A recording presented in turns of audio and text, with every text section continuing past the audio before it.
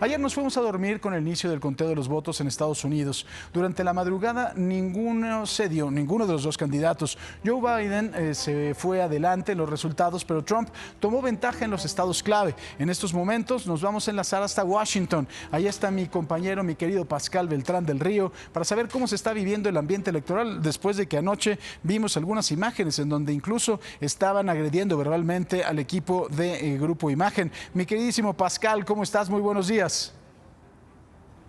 Paco, me da gusto saludarte. Como bien lo dices, hay diferentes cifras esta mañana porque no ha terminado el recuento de votos en los estados, en varios de los estados. Yo te voy a dar una lista, la lista que yo tengo, para tratar de aclarar cómo están las cosas. Mira, en los datos que yo tengo, Joe Biden tiene 224 votos electorales y Donald Trump tiene 213.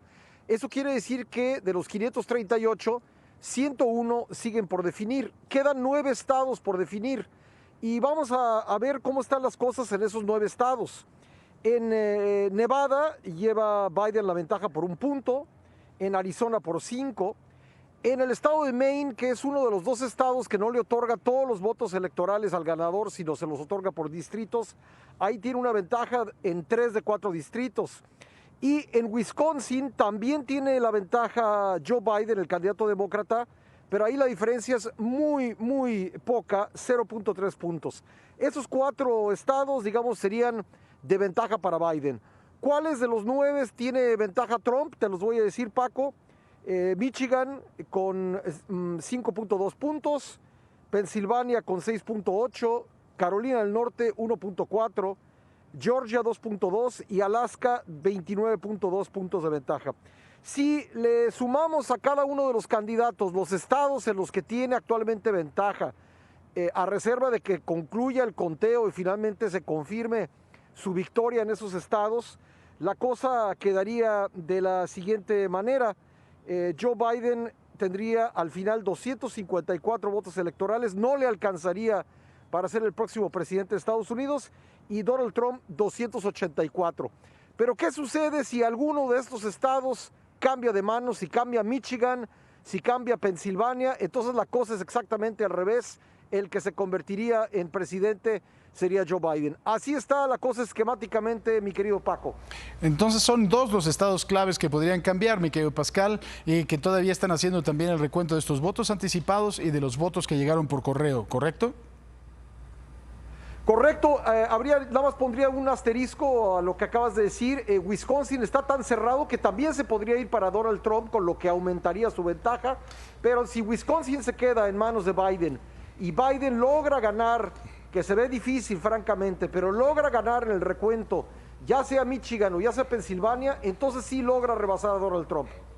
Oye, querido Pascal, además de todo, en un acto sin precedente que no se había visto en la historia de la Unión Americana, los dos salieron a decir que ganaron, pero no ganaron. El señor Joe Biden a pedir un poquito de calma, cosa que no había pasado, porque siempre salían a declararse ganadores o a declarar o a reconocer la derrota. Y los dos están jugando a ser candidatos en una elección en México, parece, ¿no? Parece una elección de candidatos del PRI, del PAN y del PRD en su momento. Efectivamente, la tradición en las elecciones presidenciales de Estados Unidos, con quizá la única excepción reciente del año 2000, la noche de las elecciones sale el candidato perdedor a reconocer su derrota, felicita al ganador, se da el discurso de triunfo del ganador y ahí se acaba la polémica.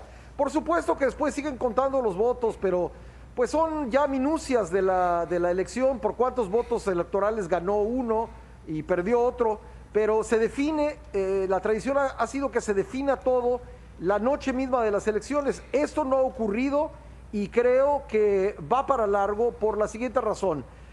Por primera vez en la historia ha habido una cantidad inusitada de voto adelantado. Estamos hablando de 102 millones, más de 102 millones de un total de 161 aproximadamente que votaron. Y esos votos, siguen llegando en algunos estados y esa es justamente la polémica. Trump no quiere que ya los votos que llegaron después de la jornada electoral sean contados, pero las legislaciones de diferentes estados permiten que sigan llegando los votos. Por ejemplo, California, que realmente no es un estado a debate porque ahí es claro el triunfo de Joe Biden, pero California permite contar votos que llegan 17 días después de las elecciones. Y así cada estado tiene sus propias reglas. Así que veremos qué pasa en Pensilvania, qué pasa en Michigan y qué pasa en Wisconsin. Pascal, tú eres un muy estudioso de las encuestas, eres un gran analista en este sentido. Platicábamos hace unos días cuando estábamos allá en León del caso del 2000 que tú acabas también de tocar y de la empresa de John Sotheby, que era este gurú de las encuestas en Nueva York, que en el año 2000 falló totalmente. Ahora creo que han fallado mucho más y tú lo decías ayer, había una casa encuestadora que le daba más del 80% de posibilidades de triunfo a Joe Biden. Se acabaron las encuestas en los Estados Unidos. Pues sufrieron un golpe durísimo después del que ya habían tenido hace 4 años. Por ejemplo, te voy a dar un ejemplo. El periódico The New York Times daba al vicepresidente Joe Biden una ventaja de 11 puntos sobre Trump en Wisconsin. En estos momentos tiene 0.3, incluso ganando el estado, la encuesta se habría equivocado rotundamente. Y así, si nos vamos estado por estado, veremos que en Pensilvania, en Michigan, en muchos estados del país se daba como ganador en las encuestas a Joe Biden, a veces por 4, por 5 puntos, pero resulta que esos estados los está ganando Donald Trump. Entonces, efectivamente, las encuestas en esta elección están sufriendo un segundo golpe durísimo después de las elecciones de hace 4 años. Finalmente, mi querido Pascal, ¿cómo está la situación de la violencia? Ayer veíamos imágenes en donde agredían verbalmente al equipo de imagen, se siguió escalando la violencia. ¿Qué es lo que tienes de reportes en otros estados de la Unión Americana?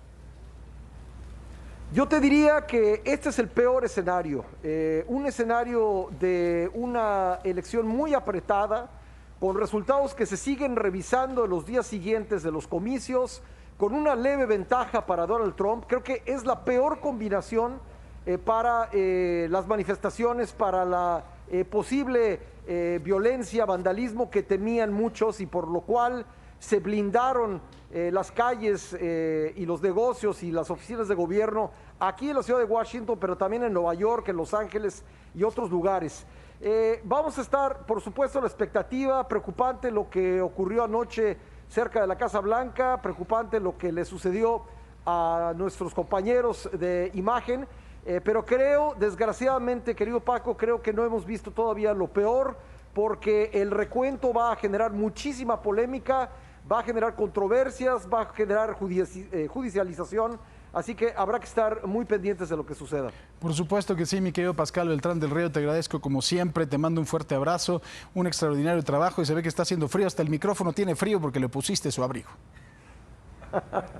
Fíjate que esto, nuestro compañero René Atraca se lo puso por el viento y la verdad nos ha permitido tener una transmisión un poco más clara. Gracias, querido Pascal, te abrazo. Otra para ti, Paco, qué bueno que estás de vuelta. Gracias, mi querido Pascal.